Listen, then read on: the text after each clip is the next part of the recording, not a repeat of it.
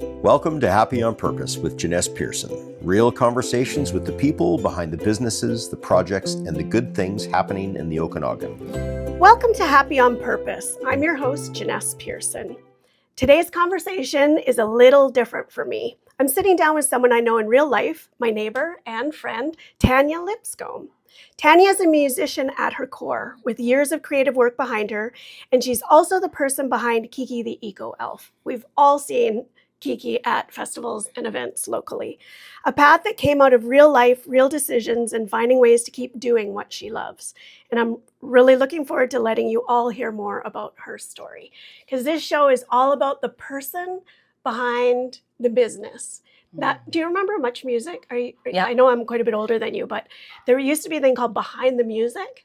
Yes. And I loved their stories, even though I don't know a lot of music and whatever. I like what I like and I tend to, but I love the people. It's because they're getting into the heart of the matter and like the actual realness of the human. Because we idolize the musicians and we like put them on a pedestal, and it's super weird because they're just people doing what they love. And everyone's had their struggles, and that's why this whole show evolved, is out of my absolute desire to just know people and stay connected.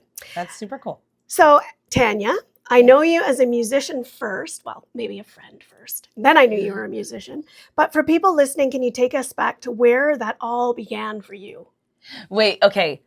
First, I have to say, where we began, remember I had like a duck-billed thing and a pink tutu, and we were at Sherry Erickson's for a Joy Laughter event. Yes. And you were like, hey, you want to come? Do adult face painting and like whatever. And I was like, yes. Yeah. And it was so delightful. And we laid on each other's bellies and laughed. And I loved that. That was like, so funny. This is my people. She is my people. This would have been, so I had just taken like laughter yoga training. Yes. And was trying to find my little sweet spot. So I was doing that. Also had just gotten my positive psychology coaching and just thought this would be so fun. But as always, things morph, right? Like, and so here we are. That's hilarious that you remember that. I feel like oh my gosh, I loved that. 2013, 14, maybe somewhere around there. I had small children. It might have. Yeah. It feels like that because I had really small children. Yeah, I feel like someone was in diapers. Oh, for sure. I don't know. I think your oldest daughter was with you. Yeah. But she was preteen. Yep. So she was a kid, yeah. That's hilarious. Yeah, that is hilarious. So now tell us about your the music. birth of Kiki. Or even your music. Like, at what point did you know music is my jam? I was 3 years old. Yeah, I figured. I knew forever. That's my path. And that was it. That was all. And I would subject my poor parents to horrific, horrible concerts. And then they'd be like, oh, that's great. That's great. And I'm like, it's not done. And then I'd play another terrible song. Like I would be making it up as I went. Yeah. Changing chords, modulating, not even knowing what I'm playing. It was so funny. Oh man, I think back to those first performances at like 3 or 4 years old and just go like, oh, sorry, mom and dad. Yeah. And then I would, like as a 5-year-old, I would look out my window and pretend I was singing to thousands of people cheering. And I was like belting out. Oh my gosh. And then I went through all the different instruments. My poor brother, he was a metalhead. Oh, Eli. And he was the closest to my bedroom. I brought home a trumpet for quite some time. Luckily, I moved to clarinet because they needed more clarinets for some reason. Or I can't remember exactly how that happened, but I played trumpet first, and it's so loud, so bad to learn trumpet. Yeah, every parent's nightmare. Yeah. So then my parents got me a guitar, and I was writing songs my first song was 12. And then from then on, I just like wrote and created song after song after song after song. And I have hundreds of songs and a backlog that needs to be recorded, but I just don't have enough time or money.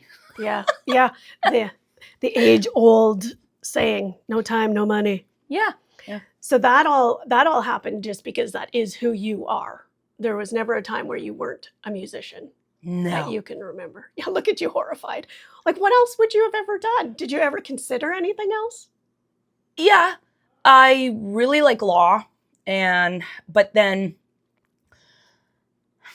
I kind of was looking into it and I was like, I'm not going to do any of the law that makes money.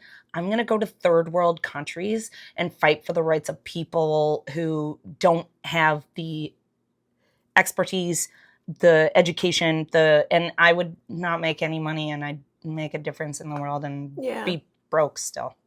So and maybe killed, because that's what happens in Africa. This is true. Yeah. Well, I'm really glad you stayed in the Okanagan. Yeah. I wasn't from the Okanagan. Where are you from?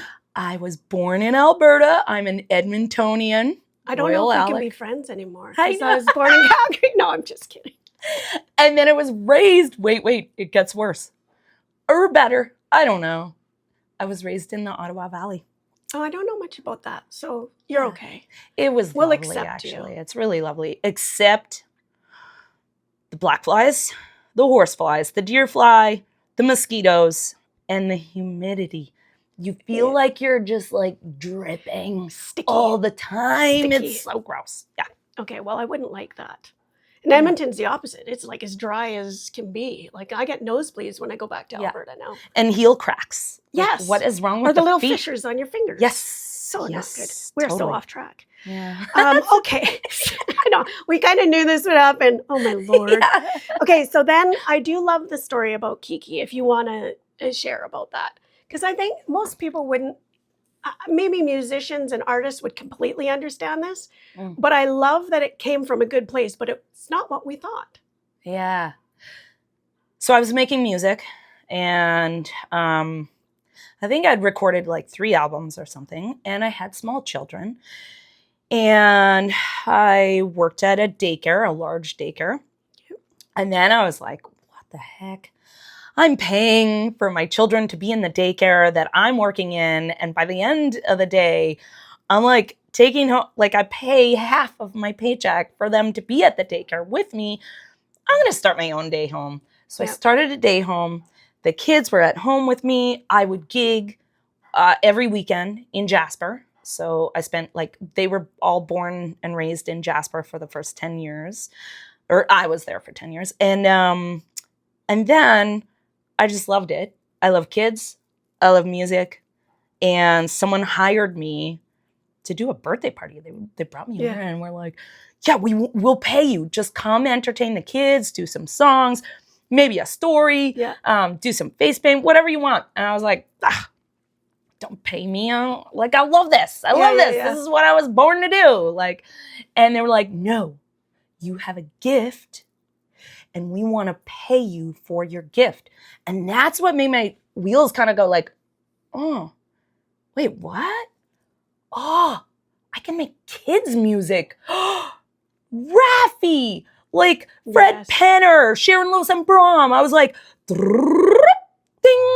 So then I got this green wig, and I wish I could go back in time and not have a wig and not write a song like Green Hair. You know, Kiki, the intro song is about green hair. And I'm like, oh, because when it's plus 35 and you're on a festival stage and you're jumping around and making kids dance and you're dripping and drenched and you're just like, I don't want to wear a wig. Yeah. I just don't want to wear a wig. But here you are. Yep. So I'm committed, and that's what happened. And that was where Kiki was born. And then I released my next album as Tanya. And then very shortly after that, the first children's album. Yeah. Yeah. It is so cool. I think I've seen the Buzz Bee video that you did with your kids. Oh my gosh. I think, wasn't that your first video attempt? It's so cute. Yes, that was my first music video. I'm gonna It was a video with music. Oh my gosh. It was so cute. I loved my son where he's like, yeah, he does. His little fingers pointing. Cute. And he didn't know what he was bee doing. costume. So good. I know, because I was directing him. I'm like, yeah, wiggle, wiggle, wiggle. Hands in the air. Yeah, And exactly. he was only 3. He's so was cute. so We cute. can still find that. We can dig that up. Yeah. That's Oh, yeah. hilarious. What was it about music that pulled you in and that has kept you committed through all the ups and downs over the years? It's cathartic. It's emotionally just a release and an expression. It's also, whether it's music or creating art, visual art, or whether it's like words, or whether it's fabrics or dancing, I was born to express. Yeah. And I dabble in every kind of art form just because my being needs to. Yeah. And I know, that like, analytical brain side and then the creative brain side, I'm way further on the creative. But when you're a creative and you want to make a living out of it, you have to engage, even if it's quite small, that analytical side, you have to engage it to way further than you're wanting to. Yeah. Or needing well, to. especially because you're your everything. Yeah. You are your everything. It'd be cool to have a team, but me, myself, and I, we all get it done. Well, yeah. Well, some could say you have multiple personalities anyway. So today is the analytical hat. Oh my gosh, yes. So some days, I'm not even joking, in the morning, I'm a gorgeous princess fairy. Next, in the afternoon, I'm a dragon or like a superhero. Yeah. And then in the evening, I have to put on a full-on ball gown and go to some theater and sing like with Judy and Melina. Yeah. Sometimes that happens. So we're singing like opera and jazz and like Karma dolls. No, the Dharma dolls. Dharma Yeah. dolls, yeah. Yeah. It's so crazy. What a life. Judy Rose was like, we need to put a film crew on you just for like a weekend. People won't believe what, and then in between you come home and you got to parent and you got to clean the house and like make sure the delivery is done for that or whatever. Yes. Oh my gosh. Yeah. Yeah. It's insane. I don't think people really realize what goes into it. Like I also remember one of my first memories is taking my girlfriend Jill to see you on your loop pad or pedal or whatever it's called. I know nothing. Loop pedal, yeah. Loop pedal out in Enderby. I think it was that little... Oh, at the Small Axe. Or no, it used to be the river. Something. River. But I was so amazed by that because you have to do all your own tech. You did all your own writing. You did all your own vocals. Now you got all your own instruments. And then to find out all these other things you're doing and that you're a mother at that time still of young children. It's like, holy Hannah. Single, do you ever look back on that and go, what on earth? Yeah, I get tired. I look at my friends like sort of my age in their late 40s or whatever, and they're just starting families. And I go, ugh, I'm so tired for you. Seriously. But I was young and I thought everything was possible. And that's the cool thing about having children young is that you're like, yeah, I got 3 children, but we're going to tour across the country and just like, yeah, we can do this. Yep. It's fine. No influence we can just, yet. Yeah. Yeah. And no like beaten down, no downtrodden, no like. And you were solidly into another career. Like if you had gone to law school or something, it would be harder because you'd have the money and like the whatever. Maybe you'd be in Africa, who knows? But let's just say 3 kids come along and then you're like, I need to earn a living and I need to take the traditional route. You would die. I think your soul would be crushed. Yeah. So every time I do start like a desk job or something and I go, wait, maybe I can just do this sometimes. And then I just do. And every time I just feel like I'm withering. Yeah. Yeah. And I'm dying. Yeah. And key takeaway that I got was I'm not living what God put me on this planet to do. And I'm ignoring my full potential. I'm ignoring and stifling what God placed me to do. Yeah. Here. Like this is, and I knew that. And I've had a long conversation with God many, many, many times in my life about this. And I mean, the people that know you know that is absolutely true. I could not see you. Yeah. You just, I get goosebumpy all the time because it's so it's so on point. It's so truly authentic. And when, like in positive psychology, and you talked about the Clifton Strength Finder, we always talk about that. Like, are you in value alignment? Do you have meaning and purpose? And it is so not about your income. Yeah. That is a whole different strength set of, well, that's a whole nother talk, but it is who your core being is. And you listen to it, which is, I think people struggle right now because they're not listening. They knew, they had a knowing of who they were, but somewhere. When we're younger, we know. We know. We know. Yeah. Intrinsically, we know. Yeah. And it's deep. But the problem is, like, then we have conditioning. Right. From maybe our parents, maybe our peers, maybe our partners, maybe the institutions we engage in, maybe our religion, maybe our, who knows? Like, there's so many things at play that kind of like undermine your purpose sometimes. I agree. And the expectations. That's a pretty dangerous, like, other people have expectations of you and you're just like trying to do your thing. Yes. And you're like, oh, all happy. I'm not supposed to do that? Yeah. Oh, I should take this safe path and have that as a backup? Yeah. There was no backup. There was no backup either. That's awesome. Yeah. My dad used to say that. I remember it profoundly where, I don't know how old I was, but we were in a car and I remember him saying, Janess, expectations are the thief of happiness. And I remember it like viscerally. Yeah. And because it's not just other people's expectations on ourselves, it's what we expect. And that it's just so far out there. It might even be, we would expect to be so good at our career, but what if you're in the wrong career? Yeah. Or expecting a party to go a certain way, expecting your friends to behave a certain way, expecting your children to do, that now you're forcing them to do something they don't want to do. Or even as simple as like expecting your husband to bring you home flowers every Friday. Correct. Without them even knowing you like flowers. Like what? We don't read minds. What are you talking about? Like, People would chalk that up as communication, but it is the expectation. Yeah. Because if under it we hear ourselves going, well, I would expect that he would know that. Therein lies your problem. Yeah. Yeah. We have to get back. We're only at like number 2 here. Oh, yeah. Did you forget we're doing an interview? What are the questions? What's the next question? Hit me. You've released a lot of music as Tanya. What has that creative process been like for you across time? How did it start? And has your vibe or your tone or your, I don't want to say genre, because I feel like you kind of are in your own little world there. What would you call your music? If you had to like pigeonhole it into a genre, I have a really hard time doing that. Yeah. And I'm supposed to every time I release an album. They're like, okay, genre. I'm like, ooh, the catch-all is singer-songwriter. Yeah. So whatever inspires you. I mean, yeah.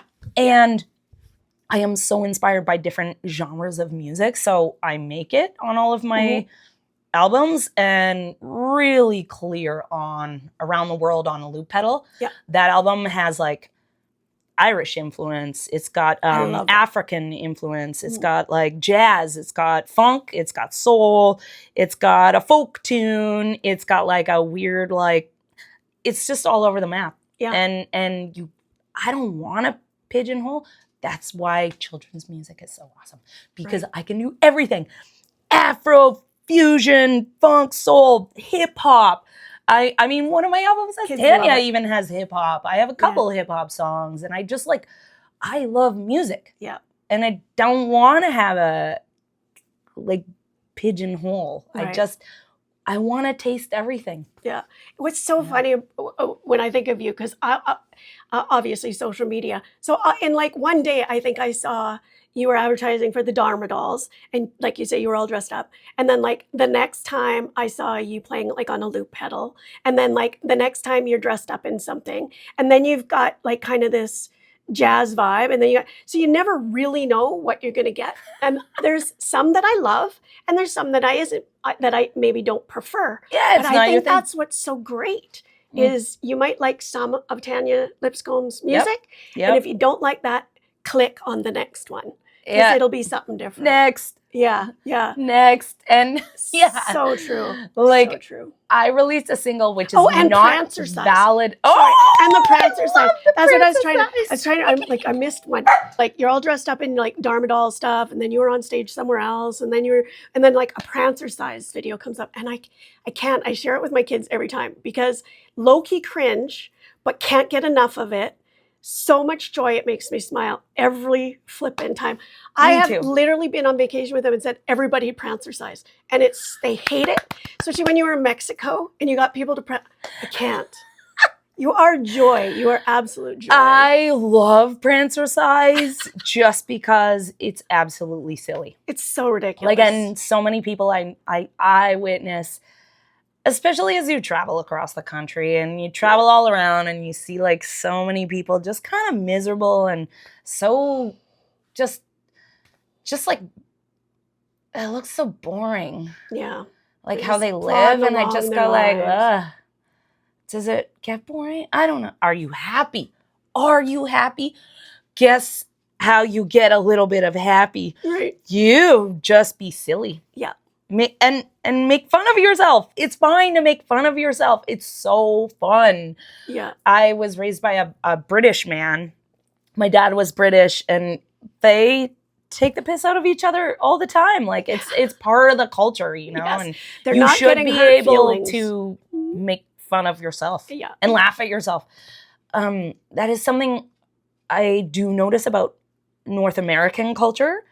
Is often they're I don't know if it's an ego piece. I'm not sure what it is, but they don't like making fun of themselves. They want to seem like very put together and very, I don't know, like I just want to have fun.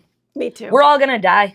Let's just have fun along the way. Yeah. We'll end up in the same place. I'm interviewing a lovely woman called Mandy M. I don't know if you know her, but if you don't, she does hot mess.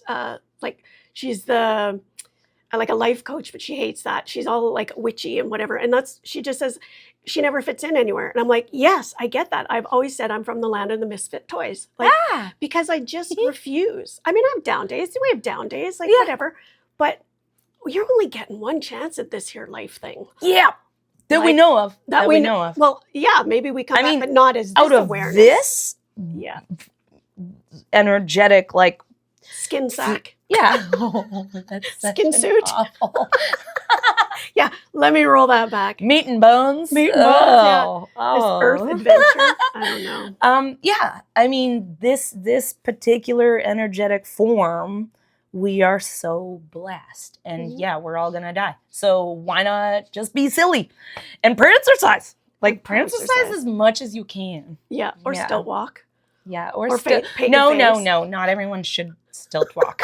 I for that sure is should not stilt walk. Terrifying the first few times. And also I don't think everyone has the agility or physical awareness. And I say that not trying to put down anyone, but like you have to be watching for small children that'll trip you and dogs that'll lunge at you and like someone will pull people your that try to hug you and you're like, why are you? I have to move to keep walking unless I was on stilts that were like the drywall stilts. Oh, okay. Yeah, they have actual feet, and you can just stand there.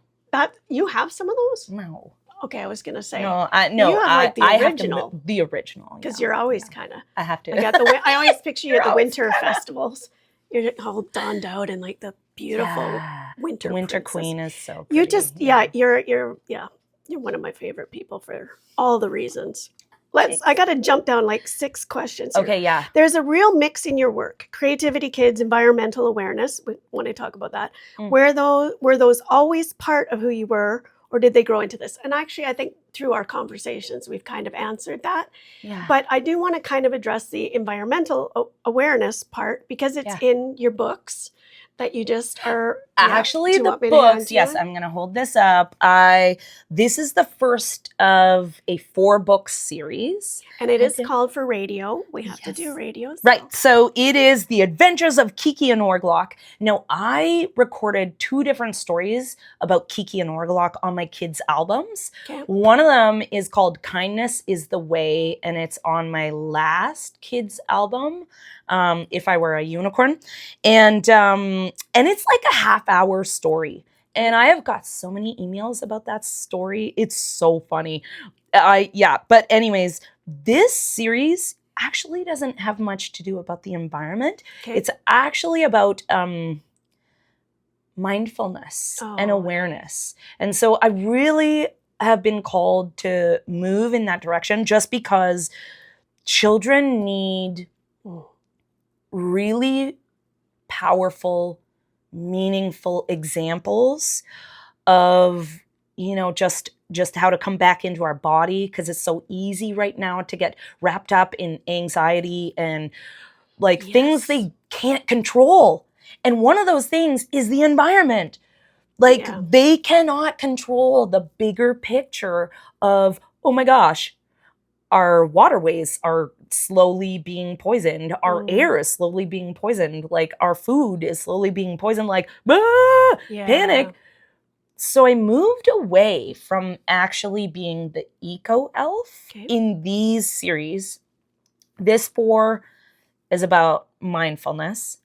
The next 4, which I've already started, is about my interpretation of Kiki and Orglock. Yeah. Orglock's an ornery troll, very much representing North Americans, typical North Americans, living as a typical North American would. And Kiki's just this joyful little elf that's like, oh, well, when you're really upset like that, here's what you can do. Yeah. And it's really cool because they're always on adventures in nature. So there is that elemental, or environmental, the natural world. When we respect our natural world and we have reverence for it, we naturally want to protect it. Mm-hmm. So the second series is all about the 4 agreements. Yeah. And they're always on adventures in the bush, doing cool stuff. The whole thing for the second series is they're on a huge canoe trip. Okay. And they're portaging, and it's a long adventure.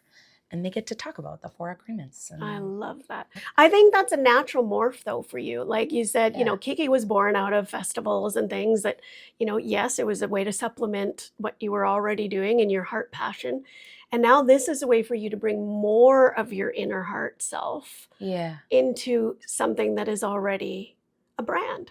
Authentic meaning. Yeah. Authenticity is and you did huge. mention before we talked about doing some meditation type. So one of my videos. albums, so I'm in the middle of recording so many albums. I'm making myself tired just thinking about what song is next to record? I'm doing an entire album of circle songs and sing-alongs for gatherings to sit in circle. And with it, I'm going to do a workbook of here's the lyrics, here's first part, second part, third part. It's a huge undertaking, but it's so beautiful. And it's really centered, spirit-based and just uplifting. We need uplifting right now. The whole of humanity needs uplifting and joy and connection. Big time. Authentic connection. And when we sing together, not only does our immune system celebrate, but it's the only thing that we do as humans, making music, that activates every single region in our brain. No other thing.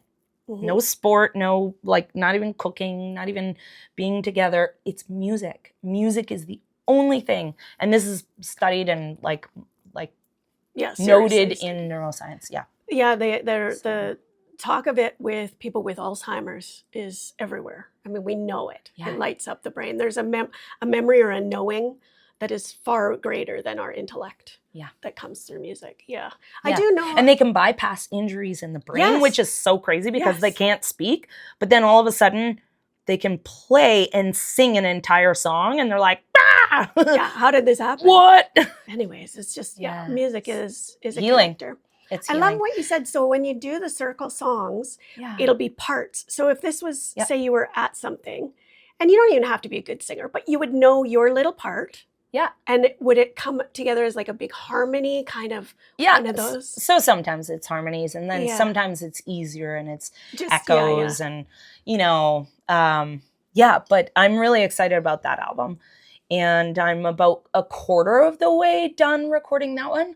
And then I'm doing, this meditation and kind of like just affirmations. Right, yeah. So there's a whole, but my synthesizer is in the workshop. They've had it for 2 months, and I had to stop and halt on some of that. Yeah, this synth is just fun, and that's kind of like dance music and like weird stuff I'm playing around with. Yeah. Yeah. Because you're multi-talented. Yeah. Well, I also just want to put my fingers in everything. Yeah. I'm like, woo, what's that? Like, oh, don't really like it. Oh, I like that. Let's go more. Yeah. And no fear of it sounding great. Like, that's the thing. I watch all these artists and stuff too. And that's why I love the creation of it. Because at the beginning, it might sound like complete trash. Yeah. But there's a part of it. And they're like, oh, I love that. So then we build on that. And then you build on that. People think, oh, when you're talented and it just oozes out of you in this most beautiful way. It's a talent and a skill set that has to be honed and created, and so the not giving up on that when it doesn't sound good. I think of my kids trying to learn piano. If it didn't get it right away, they hated it.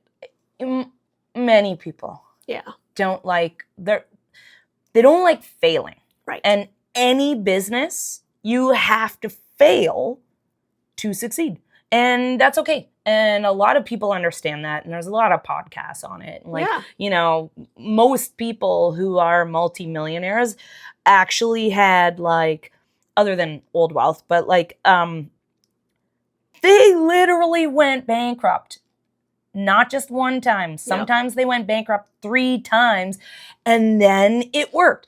You have to fail. And my music, when I listen to my first albums, I'm like, it just, some of it grates me. And then some songs are mixed wrong. And some songs are like, ooh, I could have done that better. So much better. But it's just stepping stones. Absolutely. And the lack of fear to just try and fail and be like, oh, that's cool. That was a failure, but let's try something new. Yeah. Is so important for anyone being successful in anything they do. Yeah.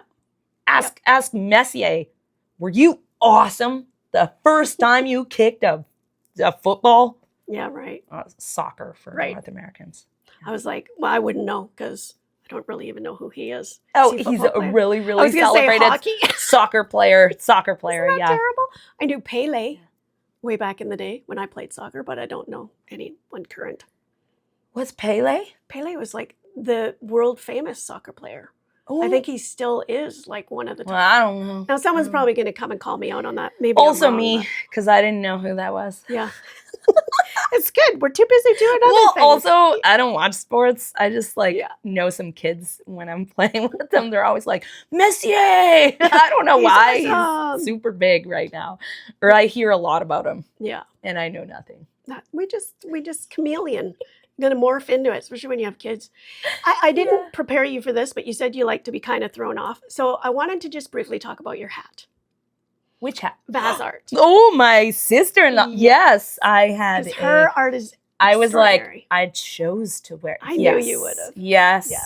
So Rafaela is my very lucky brother's wife. Right. And she makes amazing art. Yeah. Like in my living, I don't know if you saw her art is in my house. I love her. She is just so whimsical and so up my alley. Yeah. Her stuff is at the Silver Star Vet Clinic. I just saw a giant mural of her in the triage at the hospital. Yes. And there's a mural just going down the hill at like some office just on the Yeah, right? that's Silver Star. That's a vet clinic. Oh, that's the vet. Yeah, right Okay, across from the new McDonald's. Yes. Yeah, Yeah. they have her in there. Yeah. Yeah, and always at Butcher Boys, I see like they do fundraisers, and her cards are all there. My Yeah. kids give me her cards all the time. Yeah. I didn't know I knew there was a connection, but I couldn't remember. So I was gonna say that the talent is in your gene pool, but she's your sister-in-law. Crispin is an Olympian, 2-time Oh, okay. Olympian, and he chose to do his creative expression in Yes. physicality. Yeah. So he explored physical expression, and I explored creative expression. I love it. Yeah, So but it is in your physical family. expression, it's still creative, you know. Like, Sure, absolutely it is. Yeah. I mean, it all sits on that side of the brain. I don't get them Yeah. wrong. I think it's the right side of the brain. I don't know. The science is there, but whatever. Okay, we're getting to the last 10 minutes. This is crazy. Wow, that flew by. I know, it's ridiculous.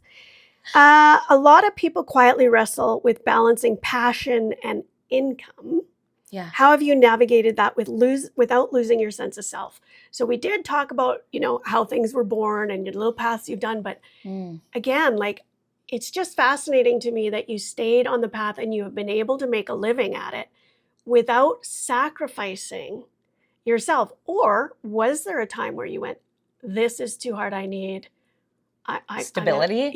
There's the word. Anyone who's self-employed goes through feast and famine sections. I'm sure you understand that. You were self-employed. Yeah. Anyone who's either a contract worker, a gig worker, self-employed, even just a shop downtown, like December holds them through for January, February, March, or at least that's the hope until it picks up again. Yep. And really just managing and navigating that piece of I'm broke January, February. And then I'm flush summer. Yeah. It's really hard. I would say it's less hard because my kids are almost all adults. Yeah. And so I think you move through this yeah. Just keep going. Yeah. Yeah. And I feel very blessed to have this one position that was at the Mental Illness Family Support Center, which is now under the umbrella of CMHA. Mm-hmm. And so they now amalgamated, which is great because it's all under one house and one umbrella, and you walk through one set of doors, and then you have all of the support that you need. I got to be the program coordinator, which was a very part-time job, and it worked with my tour schedule, and they were totally willing to work with me when I was like, I'm really sorry, but I'm away this week, I'm on tour this week, I'm on tour this week, and they were willing to work with that. And I got to work doing a therapeutic gardening program for 9 years. Oh, I did not even know that. Families and individuals affected by mental illness and addictions. Amazing. It was the best part-time job ever. I loved it. I love gardening. Actually, that's what happened when COVID hit and I couldn't perform. I started a landscaping business because I was like, well, what else do I love to do? And then I started a taco truck because I was like, well, what else do I love? Yes. I love food. I love tacos. Tacos are my favorite thing ever. I could eat tacos almost every day. Love them. And then I was like, okay, but while I'm building that taco truck, I'm building that vision, I need something. Yeah. So I started a landscaping business, and I was like, I like gardening, and I like flowers, and I like working with dirt. But there's a creative element to that too. Yeah, I got to plan some gardens where I was like, whoa. Yeah, it was great. I don't think there's anything you couldn't do if you put your mind to it. You just do all the things. If I wanted to do anything, I'm pretty sure I could do it, except be a top of the game athlete for the Olympics that I'm way past my prime. Right. I have thought about doing the Olympics for maybe distance things soon and entering into the Ironman kind of world in a little while because I've always been really attracted to That physical things. sort of started for you, I think, when you were in your valley, whatever house.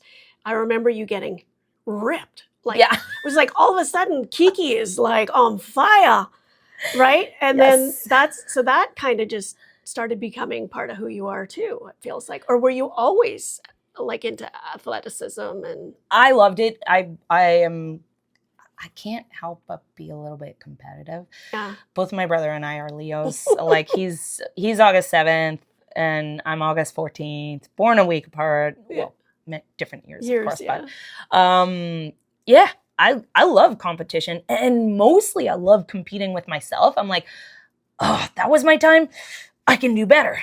And just like be harder, do hard. Yeah, I can do it. And it just feels so good. And I go to the hot room. It's my favorite place. Oh, okay. It is my favorite place for mostly my mental health. Mm-hmm. If I don't go, I feel my mental health like just going. Yeah. There is something about knowing what you need, right? If you need movement or if you need quiet or if you need light therapy. I want to check out the cedar and soak. I haven't gone there yet. I think I could do the cold plunge, but I don't think I could do the hot. I don't know. And yoga, I can't do. Did you know that women actually, we are better suited for heat? Our body actually receives heat better and does better things in our body. Yeah. Because you did the cold plunges too. I love cold plunging. Yes. I am like an avid cold plunger. And BX Falls. Oh, right. Or BX Creek. Oh my gosh, yeah. We would hack out, Shanda Hill would like hack out a hole with her wood maul and we would all just go there and it was it was 0 and -1. Like it's really extreme cold plunging.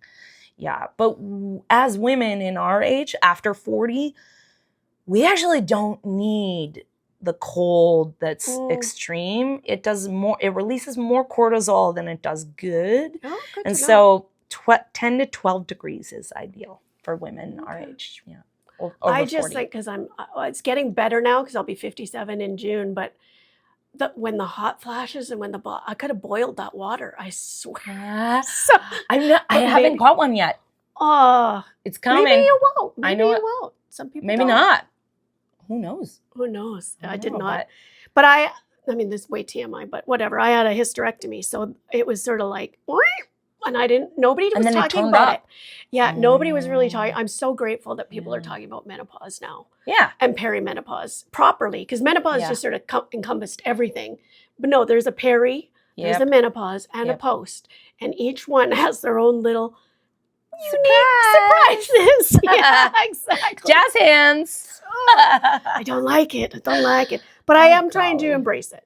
Absolutely. Because there is something really great that happens in menopause too, I think. Or even once you get into your 45 and on years, there's just no BS to contend with anymore. Well, it's coming up for me. Yeah. I know it's coming for me. We're at a time which I just absolutely hate. It's so funny because we didn't even hit half of the questions. Well, we're just gabbing away. I think we kind of did through just lots of talking, but I think we should do a follow-up at some point. When my albums are released and this children's series is complete, that would be super cool. I'd love it. Yeah.